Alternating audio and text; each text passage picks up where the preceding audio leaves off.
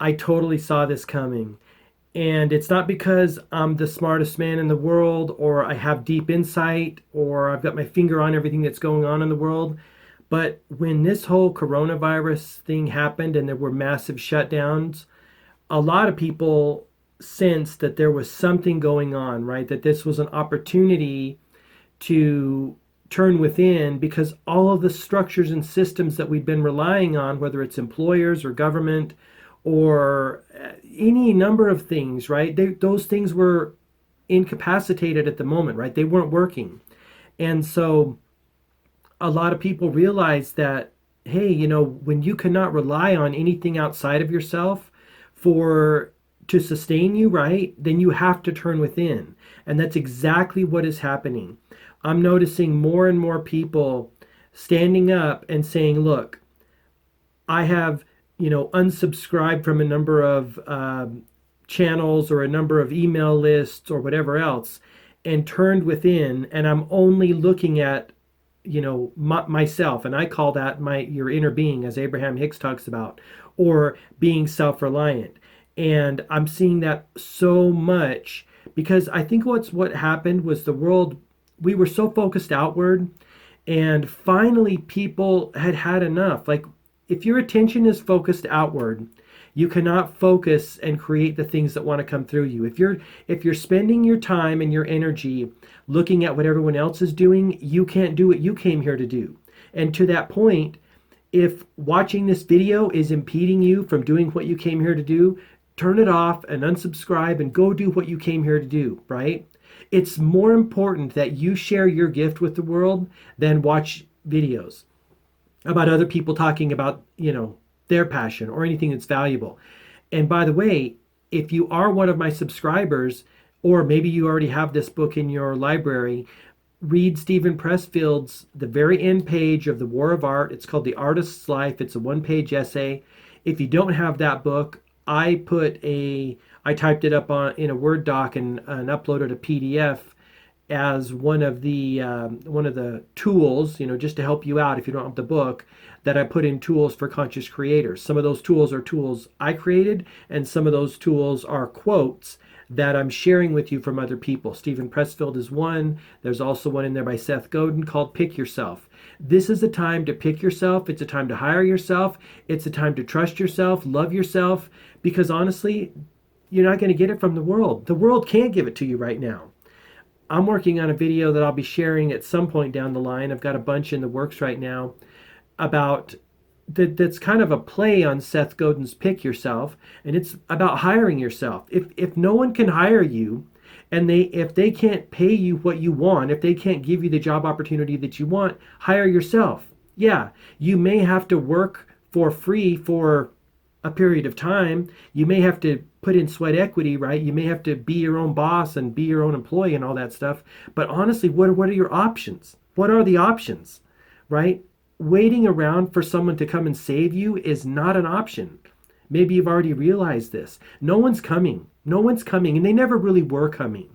I think this whole coronavirus shutdown made us realize just how vulnerable we are when we're plugged into governments or employers or structures outside of our own inner structure, right? Our own connection with the source of all creation and our ability to bring prosperity and abundance through that source. I think we're realizing how dangerous it is to live in that state for very long. It's easier when times are smooth. It's easier, right? It sucks having to do 5,000 things to run your business, or having to become a marketer, a brilliant marketer or a brilliant brander just to compete, right? It's challenging. But again, what are the options? I mean, what are the options? Every time the economy crashes, you will be unplugged from wherever you're plugged into. And again, please don't read me wrong. I'm not saying that's bad. I've had so many wonderful experiences working for companies and people. So many, and I feel so blessed because of it. But on the side, as at after your 9 to 5, on the side, start plugging in your own source. I mean, start generating these ideas. It's all about ideas, right? Ideas are solving the problems that people have. And the more problems you can solve, the better off you're going to be, the more valuable you're going to be. And the honest truth is, there's never a shortage of problems in the world. There's always new problems, right? Grant Cardone talks about this. As you level up your game, you got new problems to solve, and that's a blessing, right? Problems are blessings for us because it gives us something to do, and it gives us a reason to overcome the resistance that keeps us stuck, right? I mean, when we get moving, that's joyful. It's not very joyful sitting on your bicycle on the side of the road. It's really joyful riding your bicycle at the top speed, wind in your face. I was going to say wind in your hair, but that doesn't work for me. Wind in your face, moving at a top speed. That's joyful. It's not joyful sitting on the sidelines. So again, in some way, shape, or form, start moving the bicycle forward. And the only reason I know this is because for many years, I kind of succumbed to the resistance. Yes, I was dabbling a little here and there, but there was more that I wanted to do. And this channel and the podcast is the result of me taking those actions and actually finally doing what I wanted to do many years ago. In 2017 is when I launched the podcast on April Fool's Day. I didn't intend to launch it on April Fool's Day, but I did it because I forgot what day it was, right? I mean, um, when you're so enmeshed in your work, you're going to forget what day it is. I forgot what day it is. I launched the podcast on April Fool's Day. I wouldn't have planned it that way. I don't it's funny now looking back, but it was kind of ironic at the time. But I finally reached a point where I was like, you just got to do it, right? That had been in my heart and in my mind to do for many years because I always wanted a talk show and I wanted to have that opportunity to interview people and share my experience in the way that I do, right? Whatever becomes of it is what it will become, right? But at least I took that action and it was very scary. It was very scary at first, right? And so what do you want to create? What little dream have you kept maybe locked down inside of you like I had for many years? And now's the perfect time to do it. There's no time like the present moment, right? And just take those baby steps. I'm all about baby steps. I sometimes get a hard time from my family and friends because I'm so methodical and so baby step. But honestly, I just keep moving forward. I'm just going to keep taking those baby steps. Sometimes it's a jump, sometimes it's a bound, but as a general rule, the way I roll is baby step style. And you know what? However you get down the road and moving, right? It's not like you're going towards a destination. It's a process and it's a never-ending process. It's a practice of continually overcoming the resistance that we face.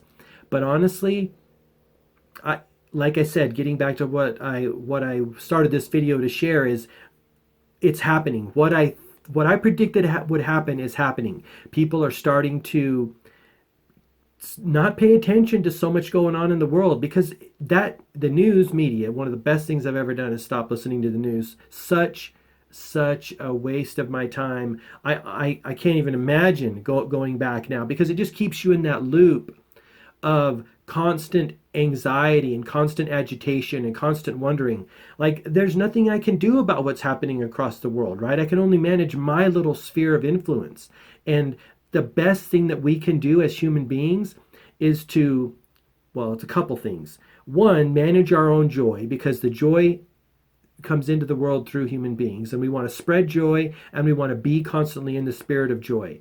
And two, the other thing we can do is manage our own growth and awareness and personal development, right? Because it's on us. If the world is what we make it, right? The world is the place that we deserve because as I talk about on this channel, right?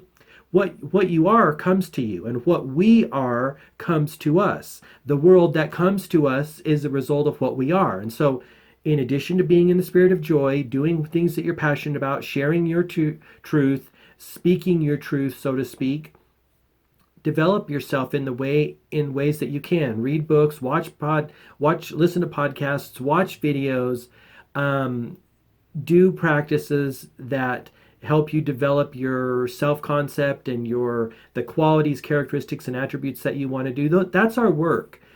it's not glamorous sometimes, and you know what? You might not get any awards and you might not get any accolades, and people might not even notice. But you'll notice, and you'll go to sleep each night knowing that you did a little more than you did yesterday. If it's a baby step, it's a baby step. At least you're moving down the road, right? For many years, I wasn't moving down the road um, to the degree that I wanted to. I was always, into personal development and reading the books and doing the podcast. But what was missing was me speaking my truth and sharing my perspective, right? For many years, I consumed so much. That's why, for, in a lot of ways, I don't read as much as I used to. I have very, very select books that I read, and I don't read as much as I used to because I kind of got burned out on consuming so much, and I wanted to experience the joy of creating, right? That's a perfect analogy to the idea that I was standing by the side of the road, letting people go by that we're creating, and they're having the fun, and I'm consuming, right? I'm consuming, filling up my gas tank, checking the tires pressure, making sure everything's fixed on my bike, but I wasn't actually riding the bike. And so when I started riding the bike, it got a lot more fun. Now I manage that process of consuming and creating. I've talked about this idea before that if we're not doing equal parts of those things or a combination of those things, consuming and creating, our life is not as full and rich as it could be. So that's a question you can answer for yourself. I mean, I know for me that there's more creating that I want to do. I'm still working on that mixture, that balance of creating and consuming. And I think it's always going to be something we're always going to be tweaking with and working on. And so I don't think there's ever like a 50-50 or you're never going to get it exactly right. It is like riding a bicycle. Sometimes you wobble a little bit, sometimes you slow down, sometimes you speed up. But I do believe that if human beings aren't doing both creating and consuming, or inspiring and being inspired, or entertaining and being entertained, that's the nice thing of life. It's this game of giving and receiving, which is kind of at the crux of the human experience. I recently did a video where I talked all about that in this notion of that's the game of life, giving and receiving. It's an equal part thing. Well, actually, that video hasn't been published yet, but I will be publishing it. It has to do with the greatest money-making secret in history, based loosely on Joe Vitale's book, which is super awesome, but I take a little bit different stance from him and propose what may be considered a little bit different, maybe even radical idea. I don't know. I think it's legit in my mind. So if you are looking for that, check back or subscribe, and I will be pushing out that video very soon here because I think it's important. It's needed, right? I mean, we're in an era where people need to get more resourceful, more creative, and dig deep and really get that connection going. So that's what I wanted to share with you.